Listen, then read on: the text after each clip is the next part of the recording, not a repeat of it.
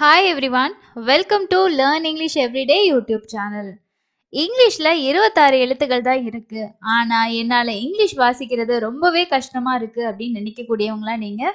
உங்களுக்கான ஒரு வீடியோ தான் இது. இனி தொடர்ச்சியா வரக்கூடிய வீடியோஸ் எல்லாமே உங்களுக்கு ரொம்ப யூஸ்ஃபுல்லாகவும் ரொம்ப ஈஸியாகவும் இங்கிலீஷை ரீட் பண்றதுக்கு நீங்க கத்துக்க முடியும். இன்னையிலேருந்து நம்ம கத்துக்க போற லெசன் என்ன அப்படின்னா, இதுக்கு முன்னாடி நம்ம நெறைய ரீடிங் ரிலேட்டடா இருக்கக்கூடிய வீடியோஸ் வந்து ஷேர் பண்ணியிருக்கோம். அப்படி இருந்தாலும், இன்னும் நெறைய பேருக்கு பேசிக்கா, இன்னும் ஈஸியா புரியிற அளவுக்கு இருக்கணும் அப்படின்றதுக்காக தான் இந்த லெசன நான் உங்களுக்கு ஷேர் பண்றேன்.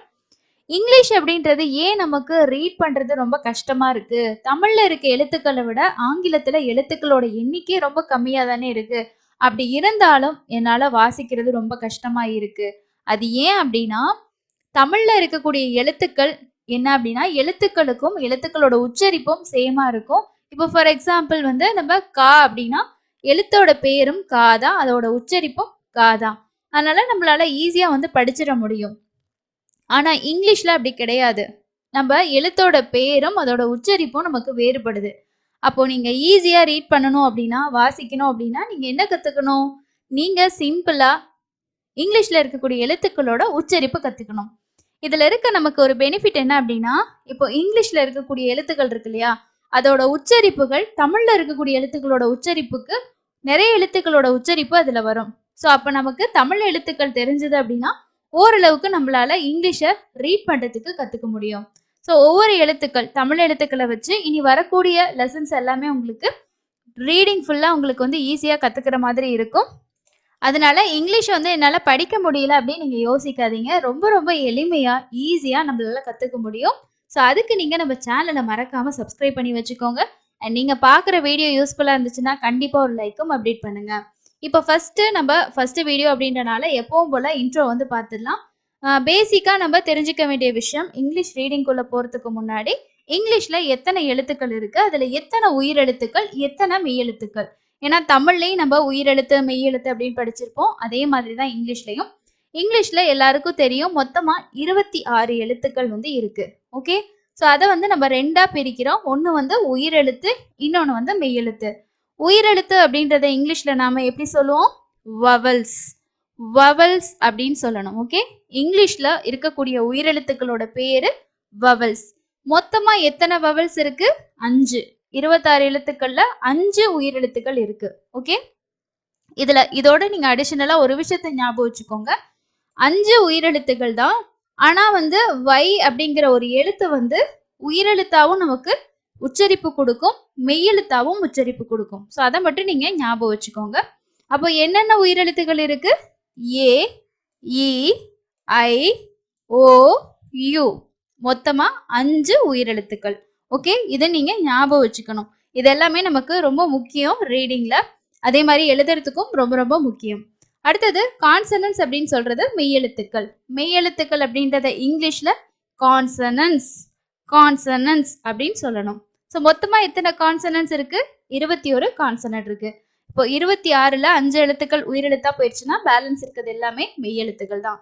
ஸோ அதுல உங்களுக்கு B, C, D, F, G, H, J, K, L, M, N, P, Q, R, S, T, V, W, X, Y, Z. இந்த வை அப்படிங்கிற எழுத்து கான்சனன்ட்லேயும் சவுண்ட் இருக்கு. அதே மாதிரி வவல்ஸ்லேயும் சவுண்ட் வரும். அது மட்டும் நீங்க ஞாபகம் வச்சுக்கணும். இப்போ நான் முன்னாடியே உங்களுக்கு சொல்லியிருப்பேன், தமிழ் வந்து எழுத்தோட பேரும் எழுத்தோட உச்சரிப்பும் ஒரே மாதிரி இருக்கும். அதனால நம்மளால ஈஸியா கத்துக்க முடியும். இங்கிலீஷ்ல அந்த மாதிரி இல்லை அப்படின்னு சொல்லிட்டு. இப்போ உங்களுக்கு எழுத்தெல்லாம் நான் எப்படி சொன்னேன்? பி, சி, டி சொன்னேன் இல்லையா? இது எல்லாமே அந்த எழுத்தோட பேரு. ஆனா அந்த எழுத்துக்கான உச்சரிப்பு வேற. இப்போ பி அப்படின்னா அதோட உச்சரிப்பு இப், இக்கு, இட்டு, இஃப், இஜ். ஸோ இதெல்லாம் என்னது? இந்த எழுத்துக்களோட உச்சரிப்பு. அப்ப நம்ம ஒரு வார்த்தையை படிக்க போறோம் அப்படின்னா அங்க வந்து நம்ம எழுத்தோட பேரை யூஸ் பண்ண மாட்டோம், உச்சரிப்பை தான் யூஸ் பண்ணுவோம். ஓகே. ஸோ இதை நீங்க பேசிக்கா இருக்கக்கூடிய இந்த விஷயத்த கிளியரா புரிஞ்சுக்கணும். இப்போ நம்ம மொத்தம் எத்தனை எழுத்துக்கள், அதுல வவல்ஸ், கான்சனன்ஸ் பார்த்தாச்சு. இப்போ அடுத்து நம்ம பார்க்க போறது, நீங்க இங்கிலீஷ் ரீட் பண்றதுக்கான படிக்கக்கூடிய முறை. தமிழ் நாம எப்படி படிப்போம்? உயிரெழுத்தையும் மெய்யெழுத்தையும் சேர்த்து உயிர் மெய்யெழுத்தா படிப்போம் இல்லையா? சேம் அதே மாதிரி தான் இங்கிலீஷ்லயும். இப்ப தமிழ்ல எப்படி உயிரெழுத்து இருக்கு, அது கூட மெய்யெழுத்து ஆட் பண்ணி உயிர்மெய் எழுத்தா படிக்கிறோம். எக்ஸாம்பிள், இக்கு கூட்டல் ஆ. இக்கு கூட்டல் ஆ என்னது? கா. கா. ஓகே, இது தமிழ்ல படிக்கிறது. சேம் அதே மாதிரி தான் பாருங்க. இங்க சிங்கிறது என்னது? கான்சனன்ட். ஓகே, அதே மாதிரி தான் உங்களுக்கு இங்கிலீஷ்லயும். இங்க பாருங்க, கான்சனன்ட் சீன்றது மெய்யெழுத்து, ஏங்கிறது உயிரெழுத்து. அப்போ சியோட சவுண்டு இக்கு, ஆ, கே இல்லைன்னா க. நம்ம படிக்கக்கூடிய வார்த்தையில இந்த ஏக்கு வந்து பாத்தீங்கன்னா ஒரே ஒரு சவுண்டு கிடையாது, ஒன்றுக்கு மேற்பட்ட சவுண்ட் இருக்கு. இப்போ CAT இந்த வேர்டை நம்ம படிக்கும்போது இக், ஆட், கேட். ஓகே, அதே மாதிரி பாருங்க CANE இந்த வேர்டை நம்ம படிக்கும்போது இங்க கேன், ஏ சவுண்ட் வரும். ஏக்கு வந்து ஏங்கிற சவுண்ட் வரும். இது அடுத்தடுத்த வீடியோஸ்ல நம்ம வந்து பார்த்து ஒவ்வொரு சவுண்ட்ஸா தெளிவா படிக்கும்போது உங்களால ஈஸியா படிக்க முடியும். ஸோ இன்னைக்கு நம்ம சி அதாவது இக்கோட சவுண்டை தான் கத்துக்க போறோம். ஓகே, ஸோ இக்கு அப்படிங்கிற இந்த சவுண்டு நம்ம தமிழ்ல சொல்லக்கூடிய இந்த இக்கு அப்படிங்கிற உச்சரிப்பு எந்தெந்த எழுத்துக்களுக்கெல்லாம் அந்த உச்சரிப்பு வருதுன்றத ஃபர்ஸ்ட் தெரிஞ்சுக்கலாம். ஃபர்ஸ்ட் பாருங்க, சி. சி அப்படிங்கிற எழுத்துக்கு என்ன உச்சரிப்பு? இக், இக். அதே மாதிரி கேங்கிறதுக்கும் இக். சியும் கேயும் சேர்ந்து வந்தாலும் அதோட உச்சரிப்பும் இக்கு தான். கியூ இருக்கு இல்லையா? ஸோ இந்த கியூவோட சவுண்டு வந்து பார்த்தீங்கன்னா இக்குன்னு தான் வரும். பக்கத்தில் வந்து பார்த்தீங்கன்னா U, Q, Q. Okay, so இங்கே வந்து நீங்கள் முக்கியமாக ஞாபகம் வச்சுக்க வேண்டியது, இந்த சிங்கிறதுக்கு நான் இக்குன்ற உச்சரிப்பு சொன்னேன் இல்லையா? இது வந்து எந்தெந்த சந்தர்ப்பங்களெல்லாம் உங்களுக்கு இக்குன்ற சவுண்டு வரும், அதாவது உயிரெழுத்தோட சேரும் போது எந்தெந்த இடத்துல இக்குன்ற சவுண்டு வரும்னா, ஏ, ஓ, யூ இந்த 3 உயிரெழுத்துக்களோடையும் சி சேர்ந்து வந்துச்சுன்னா, அதாவது CA, CO அதே மாதிரி CU இந்த 3 காம்பினேஷன்ல வருது அப்படின்னா உங்களுக்கு என்ன சவுண்டு வரும்? சிக்கு இக்குங்கிற சவுண்டு வரும். ஓகே, ஸோ மற்ற 2 எழுத்துக்களோட வரும்போது நமக்கு வேற சவுண்டு வரும். அதை நம்ம தனியா பார்க்குற இன்னைக்கு பார்க்கலாம், உங்களுக்கு கிளியரா புரியும். இன்னைக்கு வீடியோவில் நம்ம பார்க்க போறது இந்த CK இந்த ரெண்டுக்கும் இக்கு சவுண்டுல எப்படி நம்ம வார்த்தைகளை படிக்கிறது அப்படின்னு தான் பார்க்க போறோம். இப்போ உங்களுக்கு ஸ்டார்டிங்ல இருந்து நான் சொன்ன பேசிக் எல்லாமே புரிஞ்சிருக்கும். ஓகே, நம்ம தமிழ்ல இருக்கக்கூடிய இந்த இக்கு அப்படிங்கிற இந்த எழுத்து உச்சரிப்பை வச்சு நம்ம இங்கிலீஷ்ல இருக்கக்கூடிய வேர்ட்ஸ் எல்லாம் ரீட் பண்ண போறோம். இதெல்லாம் நீங்க பேசிக்கா கத்துக்கிட்டீங்கன்னா நீங்க வந்து 1000+ வேர்ட்ஸ் கூட உங்களால ஈஸியா ரீட் பண்ண முடியும். நம்ம சேனல்ல ஆல்ரெடி 30 டேஸ்க்கான வீடியோவும் ஷேர் பண்ணியிருக்கோம். நீங்க அதையும் வேணும்னா இன்னும் கிளியரா புரிஞ்சுக்கணும்னா செக் பண்ணி பாருங்க. ஃபர்ஸ்ட் பாருங்க, இந்த சிங்கிறதுக்கு என்ன உச்சரிப்பு? இக். இக்குன்னு சொல்லக்கூடாது, இக்கு, இக்கு. ஓகே, ஸோ இங்க பாருங்க கான்சனன்ட், அடுத்து வந்து வவல் வந்திருக்கு இல்லையா? அப்போ கான்சனன்ட்டையும் வவலையும் நம்ம சேர்த்து படிக்கணும். கு, ஆ, கே, இப், கேப். ஸோ பாருங்க, உயிரெழுத்து மெய் எழுத்து சேர்ந்து உயிர்மெய் எழுத்தா மாறி இருக்கா? சேம் அதே மாதிரி தான். கேப். பியோட உச்சரிப்பு இப்பு, அப்போ கேப், கேப். ஸோ நான் இந்த மாதிரி வேர்ட்ஸ் நான் உங்களுக்கு ரீட் பண்ணும்போதே மற்ற கான்சனன்ஸோட சவுண்ட்ஸையும் நீங்கள் ஈஸியாக கற்றுக்க முடியும். இங்கே பாருங்க, இது கே, என்னோட சவுண்டு இன்னு, அப்போ கேன், கேன். கு, ஆ, கே, இட், கேட், கேட். இங்கே பாருங்க, இங்கே எப்படி படிக்கணும்னா இந்த 2 எழுத்தும் சேர்ந்து ஓங்கிற சவுண்டு. அப்போ எப்படி படிக்கணும்? இக்கு, ஓ, கோ. டீயோட சவுண்டு இட்டு, கோட், கோட். ஸோ இங்க வந்து பாருங்க, இக்கு இந்த ஓ இருக்கு இல்லையா? இந்த ஓக்கும் ஈக்கும் சேர்த்த சவுண்டு ஓங்கிற சவுண்டு. அப்போ இக்கு, ஓ, கோ. என்னோட சவுண்டு என்னது? இன்.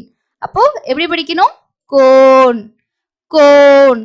அதே மாதிரி அடுத்தது பாருங்க, இக்கு இங்க யூவோட சவுண்டு வந்து ஆங்கிற சவுண்டு. அப்போ இக்கு, ஆ, கா. டீயோட சவுண்ட் என்னது? இட்டு, கட், கட். அடுத்தது பாருங்க, இக்கு இங்கேயும் யூக்கு சவுண்டு ஆதான். அப்போ இக்கு, ஆ, கா, கா. பியோட சவுண்டு வந்து இங்க இங்க பாருங்க, இங்க பி இருக்கு, இங்க பி இருக்கு. பிக்கு நீங்க சவுண்டு சொல்லும் போது இப்பு, இப்பு அப்படின்னு சொல்லணும். பிக்கு வந்து இப்பு, இப்பு. ஓகே, பிக்கு வந்து அழுத்தி சொல்லணும், பிக்கு வந்து சாஃப்டா சொல்லணும். அதே மாதிரி பாருங்க, இது வந்து கப், இது வந்து கப், கப், கப். புரியுதுங்களா டிஃபரன்ஸ்? ஓகே, ஸோ இங்க எல்லாமே என்னது? சிக்கு என்ன உச்சரிப்பு வருது? இக்கு, இக்கு அப்படிங்கிற உச்சரிப்பு தான். ஆனா அந்த இக்கு பிளஸ் என்ன பண்றோம், பக்கத்துல இருக்கக்கூடிய உயிரெழுத்தோட சவுண்டை சேர்த்து உயிர்மெய் எழுத்தா நம்ம வந்து மாத்தி படிக்கிறோம். அதே மாதிரி அடுத்தது பாருங்க. ஸோ இங்கெல்லாம் எப்படி நமக்கு சவுண்ட் வருது, ஃபர்ஸ்ட் வந்து நம்ம உயிரும் மெய்யும் சேர்த்து படிச்சோம் இல்லையா. இங்க இந்த வார்த்தைகள் எல்லாம் சி வந்து தனிச்சு வருது. அதாவது நீங்க என்ன பண்ணணும்னா, சிக்கு அடுத்தது ஒரு உயிரெழுத்து வந்துச்சுன்னா இந்த உயிரையும் மெய்யையும் நம்ம வந்து சேர்த்து படிக்கணும். அதாவது இந்த மெய்யெழுத்தையும் உயிரெழுத்தையும் சேர்த்து உயிர்மெய் எழுத்தா மாத்தி படிக்கணும். இதுவே வந்து இந்த சிக்கு அப்புறம் இன்னொரு கான்சனன்ட் எழுத்து, அது எதுவா வேணாலும் இருக்கலாம், அப்படி வந்துச்சுன்னா இந்த சிக்கு சவுண்டு நீங்க அப்படியே தான் கொடுக்கணும். புரியுதுங்களா? அதே மாதிரி இன்னொரு விஷயம் என்ன அப்படின்னா, இப்போ இங்க 2 சி இருக்கு. இங்கிலீஷ்ல வந்து அடுத்தடுத்து ஒரே எழுத்துக்கள் 2 டைம் வந்துச்சுன்னா அது 2க்குமே ஒரே சவுண்டு தான் கொடுக்கணும். அதாவது 2 சீனாலும் இக்கு அப்படிங்கிற சவுண்டு தான். நம்ம ஒரு சீக்கு இக்கு, அடுத்த சீக்கு இன்னொரு இக்கு, இந்த மாதிரி கொடுக்கக்கூடாது. 2க்கும் சேர்த்து ஒரே ஒரு சவுண்டு தான் கொடுக்கணும். ஓகே, இதையும் நீங்க புரிஞ்சுக்கிட்டீங்கன்னா உங்களுக்கு ஈஸியா இருக்கும். ஃபர்ஸ்ட் வார்த்தை பாருங்க, ஆ இப், அப் டக்ட், அப்டக்ட், அப்டக்ட். இங்க வந்து சிக்கு பாருங்க இக்குன்ற சவுண்ட் அப்படியே வருது, ஏன்னா அதுக்கு அடுத்தது டீன்னு வந்திருக்கனால இக்கு இட்டுன்னு வந்திருக்கு, அப்டக்ட். ஓகே, இங்க பாருங்க ஆ கியூ இஸ், அக்யூஸ். ஓகே, ஸோ இங்க இக்கு யூ ஏன் கொடுத்துருக்கோம்னா இங்க இந்த யூக்கு யூங்கிற சவுண்டு. ஓகே, அதனால என்ன பண்றோம், இந்த சி இருக்கு இல்லையா, அந்த சிக்கு 2க்குமே இக்குன்ற சவுண்டு தான், ஏன்னா 2 எழுத்து வந்தாலும் ஒரு சவுண்டு தான் கொடுக்கணும். அப்போ இக்கு யூ, கியூ இஸ், எஸ்சியோட சவுண்டு இஸ், அக்யூஸ். அதே மாதிரி ஆட்டிக், ஆட்டிக், ஆட்டிக். ஸோ இங்க வந்து இட்டு டீன்னு எழுதக்கூடாது. நான் இங்க எல்லாமே தமிழ்ல உங்களுக்கு எழுதி இருக்கிறது, நம்ம படிக்கிறது எப்படி படிக்கணும், அந்த சவுண்ட்ஸ் வந்து எப்படி படிக்கணுமோ அதுக்கேற்ற மாதிரி தான் தமிழ்ல கொடுத்துருக்கேன். சில பேர் சொல்லுவீங்க அடிக்குன்னு எழுதியிருக்கீங்க, இது வந்து ஆட்டிக்னு படிக்கிறீங்களே அப்படின்னு சொல்லிட்டு. ஸோ இங்க ஆக்சுவலா நம்ம வந்து இந்த டீக்கு இட்டுன்ற சவுண்டு ஐய சேர்த்தோம்னா டீன்னு சொல்லி வரும். அப்போ நம்ம அ இட்டிக்குன்னு எழுதுறது தப்பு. இது வந்து இந்த இட்டு எங்க வருது, இந்த டீக்கு தனியா கொடுக்குற மாதிரி இருக்கும். ஸோ அது வந்து ரூல் உங்களுக்கு ப்ராப்பரா இருக்காது, அதனாலதான் இந்த மாதிரி நான் கொடுத்துருக்கேன். அடுத்தது பாருங்க, கேக்டஸ், கேக்டஸ். ஸோ ஃபர்ஸ்ட் இருக்க சிக்கு அடுத்தது ஒரு ஏங்கிற உயிரெழுத்து வந்திருக்கு, அதனால அந்த சியையும் ஏயும் சேர்த்து நம்ம படிக்கிறோம். அடுத்தது சிக்கு தனியா வந்திருக்கு, அதனால இக்கு அப்படியே வந்துருச்சு. அப்போ இதை எப்படி படிக்கணும், கேக்டஸ், கேக்டஸ். இப்போ உங்களுக்கு சிக்கு இக்குன்ற உச்சரிப்புல எப்படி வார்த்தைகளை படிக்கணும் அப்படின்றது புரிஞ்சிருக்கும். அடுத்தது நாம கே. ஸோ கேக்கும் வந்து இக்கு அப்படிங்கிற சவுண்டு தான். ஓகேங்களா? ஸோ கேக்கும் இக்குன்ற சவுண்டு எப்படி வருது பாருங்க, இக்கு ஏ, கே இப் இட், கெப்ட், கெப்ட். இக்கு இங்க ஐக்கும் ஈக்கும் சேர்த்து ஐ, ஐ அப்படிங்கிற சவுண்டு. அப்போ இக்கு ஐ, கை, டீயோட சவுண்ட் என்னது இட்டு, அப்போ கைட், கைட். அடுத்தது பாருங்க, இக்கு ஈ, கி இட், கிட். இங்க வந்து நீங்க 2 விஷயம் கவனிக்கணும். இந்த டி இருக்கு இல்லையா, ஸோ அதுக்கும் தமிழ் எழுத்து இப்படிதான் எழுதுவோம், டிக்கும் தமிழ் எழுத்து இட்டு தான் எழுதுவோம். ஆனா இந்த இட்டுங்கிறது எப்படி டிஃபரன்ஸ் பண்ணி நீங்க படிக்கணும்னா உச்சரிக்கிறதுல தான் வித்தியாசம் இருக்கணும். டீங்கிறது இட்டுன்னு படிக்கணும், டிங்கிறத இட்டு அப்படின்னு படிக்கணும். பீக்கும் பீக்கும் அதே மாதிரி தான். அடுத்தது கைண்ட், கைண்ட், இக்கு ஐ, கை இன் இட், கைண்ட். ஸோ அடுத்தது பாருங்க, கிட்டன், கிட்டன். ஸோ இங்க வந்து நம்ம படிக்கிறத கிட்டன் அப்படின்னு படிக்கணும், கிடன் அப்படின்னு படிக்கக்கூடாது, கிட்டன், கிட்டன். ஏன்னா இங்க டபுள் டீக்கும் ஒரே இட்டுன்ற சவுண்டு தான். அப்போ இங்க ஆ, கிட்டன். அதே மாதிரி கிவி, கிவி, டபிள்யூட சவுண்டு இவ்வுங்கிற சவுண்டு, இவ்வு பிளஸ் இ வி. கி இங், கிங், என்ஜியோட சவுண்டு இங்குங்கிற சவுண்டு. அப்போ இக்கு இ, கி இங், கிங். அதே மாதிரி இக்கு இ, கி இப், கீப். ஓகே, ஸோ இன்னைக்கு நம்ம பார்த்த இந்த சி கே இது 2க்குமே இக்குன்ற சவுண்டு தான் வரும். அது நீங்க உயிரெழுத்தோட சேர்த்து வரும்போது எப்படி நம்ம உயிர்மையா மாத்துறோன்றது உங்களுக்கு புரிஞ்சிருக்கும். அதே மாதிரி நீங்க இந்த டி, அதே மாதிரி டபிள்யூ, மற்ற கான்சனன்ட்ஸோட சவுண்டும் நம்ம ஆல்ரெடி 30 days வீடியோலேயே எல்லாத்தோட சவுண்டும் கொடுத்துருக்கோம். ஸோ அதனால நான் திரும்பி அந்த சவுண்ட் சொல்லலை. நம்ம ஒவ்வொரு உச்சரிப்பா தனித்தனியா பார்க்கும்போது உங்களுக்கு அது ஒரு ரிவிஷனாகவும் இருக்கும், ஈஸியா கத்துக்கிற மாதிரியும் இருக்கும். இப்போ சிம்பிளா வந்து இப்போ பாருங்க, தமிழ்ல இந்த இக்குன்ற உச்சரிப்பு நம்ம தமிழ் படிக்கும்போது படிச்சிருப்போம். ஓகே, இந்த இக்குன்ற உச்சரிப்பு சிக்கும் கேக்கு, கியூக்கு, சிகேக்கெல்லாம் வரும்போது நம்ம இங்கிலீஷ்லயும் பாருங்க எவ்வளோ ஈஸியா அந்த கா வரிசையெல்லாம் வச்சு எவ்வளோ அழகா படிக்கலாம். அந்த சவுண்ட் உங்களுக்கு ரொம்ப ஈஸியா இருக்கும். ஸோ அதனால தான் இந்த மாதிரி கான்செப்ட்ல நான் உங்களுக்கு வீடியோ ஷேர் பண்ணியிருக்கேன். இன்னும் நெறைய எழுத்துக்கள் இருக்கு. அண்ட் நெறைய இங்கிலீஷ்ல இருக்கக்கூடிய எழுத்துக்களும் நம்ம நெறைய எக்ஸாம்பிள்ஸோட படிக்கலாம். இதுல நம்ம சியும், கேயும் பார்த்துட்டோம். அடுத்த லெசன்ல நம்ம சிகேயும், கியூவும் வந்து பார்க்கலாம். ஸோ அதனால அத மிஸ் பண்ணாம பார்க்கறதுக்கு சேனல சப்ஸ்கிரைப் பண்ணிக்கோங்க. அண்ட் உங்களுக்கு இருக்கக்கூடிய டெஸ்ட் என்ன அப்டின்னா, இன்னைக்கு நம்ம சியையும், கேயையும் வச்சு சவுண்ட்ஸ் கத்துக்கிட்டோம் இல்லையா? இந்த சவுண்ட்ஸ வச்சு சில வந்து ஒரு 3 வேர்ட்ஸும், கேல வந்து ஒரு 3 வேர்ட்ஸும் உங்களுக்கு தெரிஞ்சத கமெண்ட்ஸ்ல வந்து ஷேர் பண்ணுங்க. இந்த வீடியோ யூஸ்ஃபுல்லா இருந்துச்சா இல்லையான்றத மறக்காம இப்பவே கமெண்ட்ஸ்ல ஷேர் பண்ணுங்க. அப்பதான் இன்னும் நெறைய ரீடிங் வீடியோஸ் உங்களுக்கு ஷேர் பண்றதுக்கு ரொம்ப யூஸ்ஃபுல்லா இருக்கும். அண்ட் தமிழ் மீடியம் படிச்சுட்டு இங்கிலீஷ் ரீடிங் வந்து இம்ப்ரூவ் பண்ணணும்னு நெனைக்கிறவங்களுக்கு இது ரொம்ப ரொம்ப யூஸ்ஃபுல்லா இருக்கும்னு நான் நெனைக்கிறேன். உங்களோட ஃபீட்பேக் என்ன அப்படின்றதையும் மறக்காம ஷேர் பண்ணுங்க. இன்னொரு யூஸ்ஃபுல்லான வீடியோல மீட் பண்ணலாம். Thank you.